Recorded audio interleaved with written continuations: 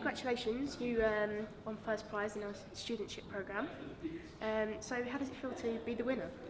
It feels great. I mean, I knew I had a really good poster. It was a really good project, so it's actually great to be rewarded. I've worked very hard over the summer. It was an intense 6-7 weeks, but yeah, it feels great. Of course, it was actually fantastic to be in this place, all these CF people in here and getting asked interesting questions, so yeah, it's great. What was the aim of your project? So for my project, I looked at the role of fungal disease in cystic fibrosis, and this is something that hasn't really been studied a lot in the past. And we looked at this specific molecule that you find on fungal cells, and it's a marker of fungal disease. So people who have fungi growing in their body would have this molecule in their system.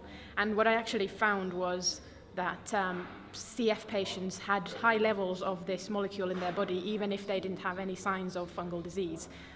So it sort of shows that you should treat these tests with a bit of caution in CF, especially because this test may come back positive. Your doctor takes some blood from you and it comes back positive for fungal disease, but actually you don't have fungal disease in your body. We were really impressed with the quality of the research that these students had undertaken during the summer, and for their presentations we were looking for real enthusiasm for the work that they'd been undertaking, and then quality in how they presented their data and how they then used the results to come to conclusions that made sense. What made that presentation stand out for you?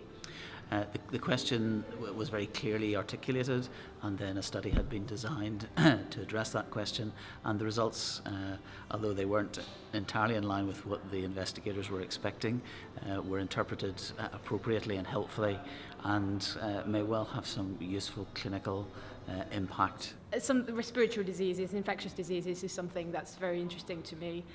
Something I've always scored very highly on exams in, so it's very interesting. And cystic fibrosis is an interesting disease, so you never know, I might be the next cystic fibrosis consultant giving these talks in the conference in a few years' time, so you never know.